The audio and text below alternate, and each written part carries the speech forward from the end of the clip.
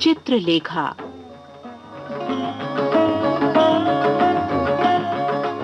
हिंदी कथा जगत के कीर्तिमान हस्ताक्षर भगवती चरण वर्मा की बहुचर्चित रचना चित्रलेखा।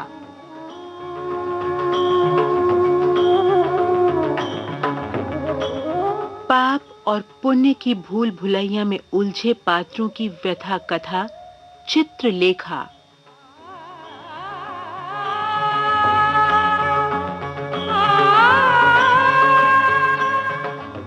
पिछली कड़ी में हमने पढ़ा कि बीजगुप्त, यशोधरा, मृत्युंजय और श्वेतांक ये सभी देश भ्रमण के लिए निकले हैं। बीजगुप्त चित्रलेखा के वैराग्य से उदास है और श्वेतांक यशोधरा के निर्लिप्त व्यवहार से खिन्न। लगता है इस यात्रा से कथा को एक नया मोड़ मिलेगा। तो आइए पठन आरंभ करें।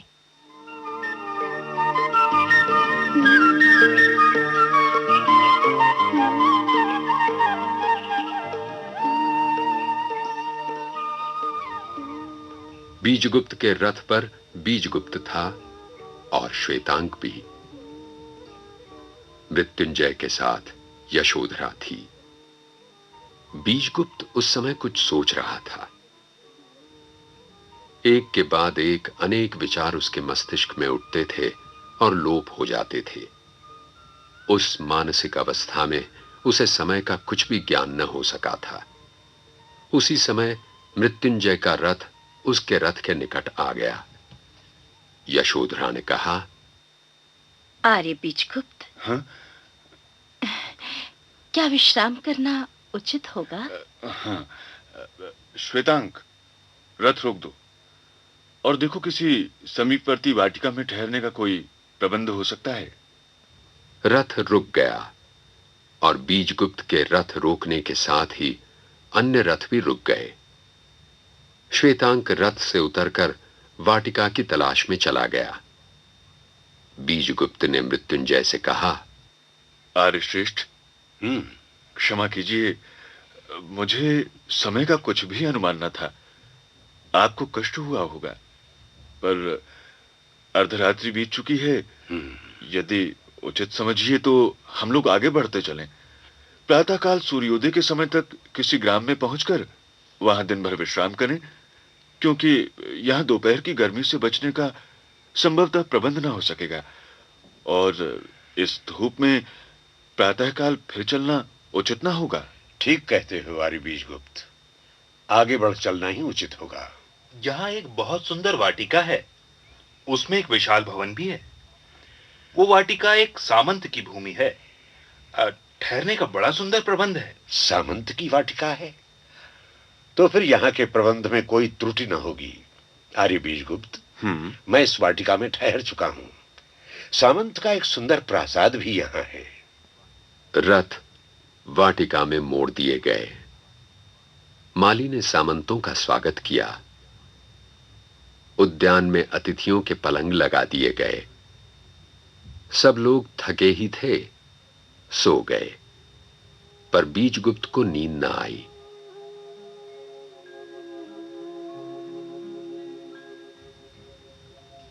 बीजगुप्त कहां जा रहा था?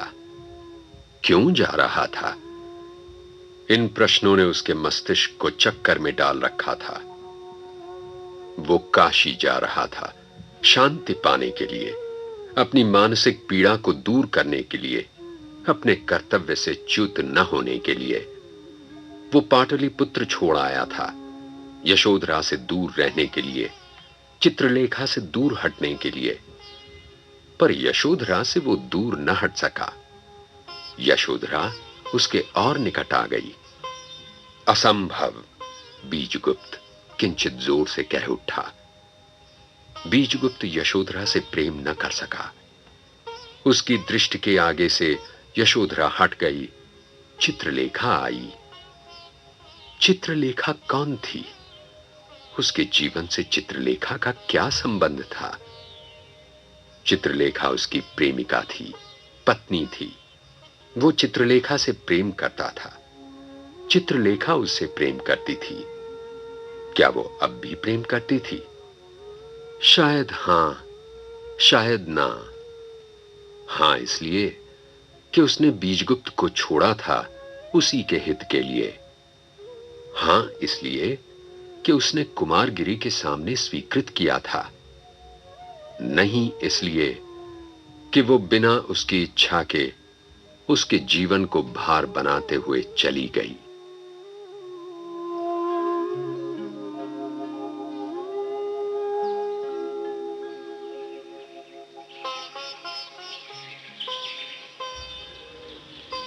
यही सोचते सोचते बीजगुप्त को कलरव गान सुनाई दिया।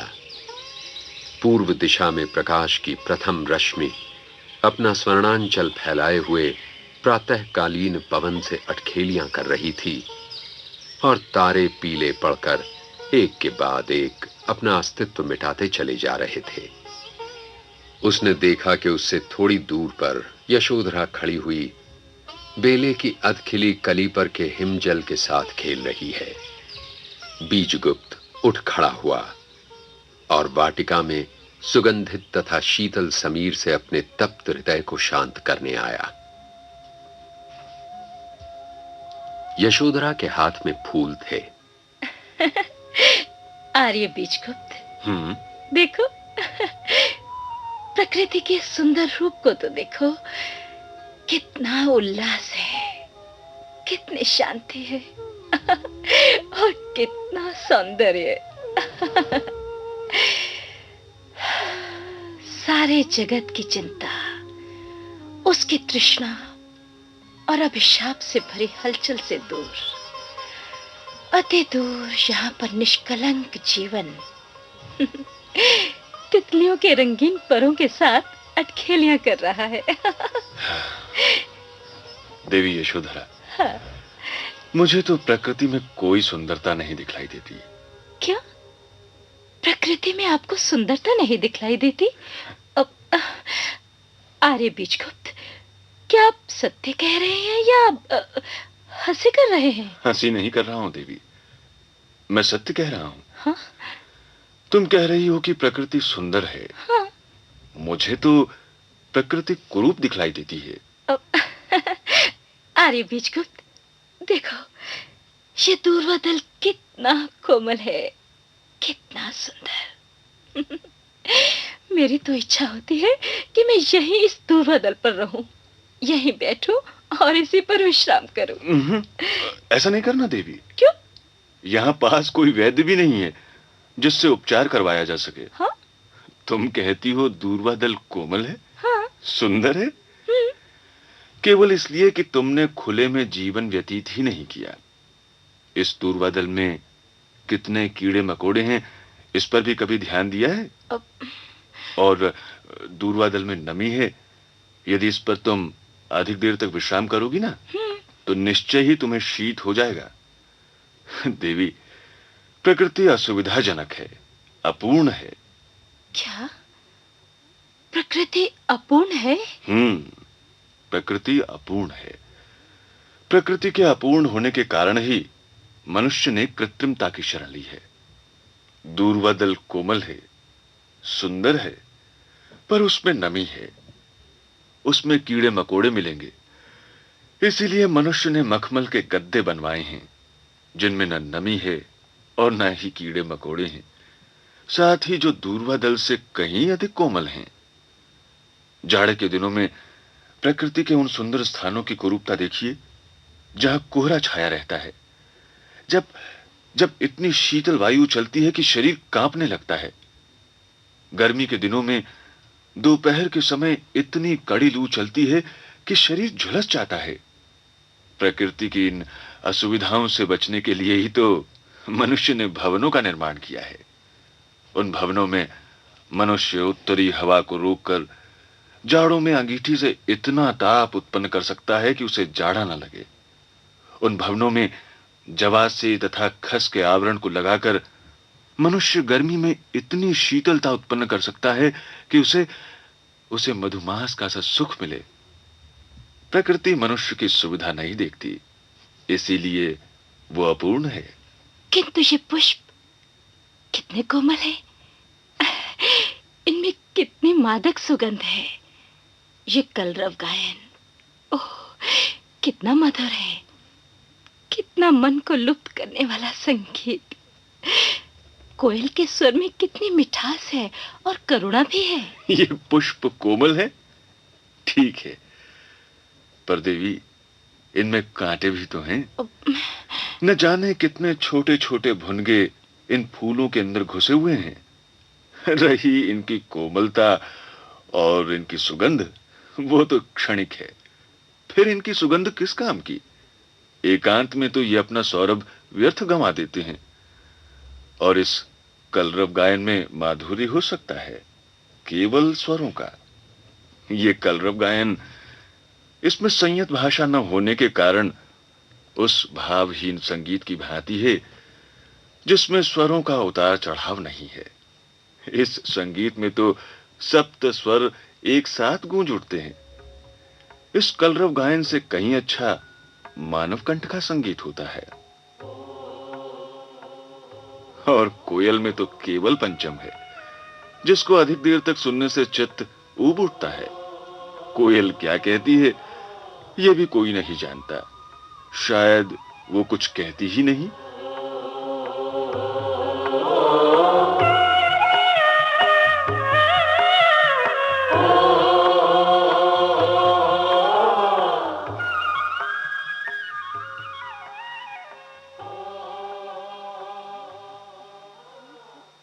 बीजगुप्त की बातें उसके मन का दर्पण है। उसका मन चित्रलेखा के बिना सूना है। संभवतः इसीलिए प्रकृति की हर वस्तु उसे आकर्षणहीन जान पड़ती है। किंतु यशोधरा उसके तर्क से प्रभावित न हो रही हो, ऐसा भी नहीं। अगली कड़ी में हम इन दोनों के वार्तालाप का शेष भाग पढ़ेंगे और तभी ये भी जानेंगे कि श्वेतांग पर क्या बीत रही है।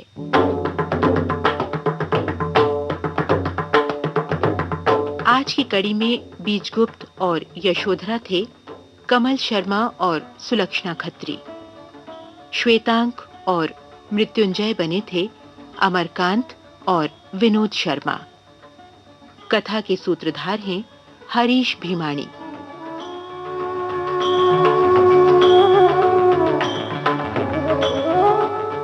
उपन्यास चित्रलेखा की इस प्रस्तुति के सहायक राजेश मलिक।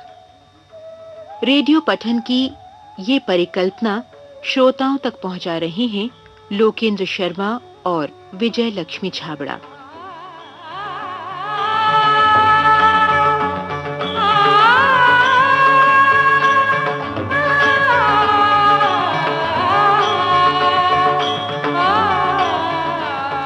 अब अगली कड़ी अगले सप्ताह। तब तक रेणु बंसल का नमस्कार।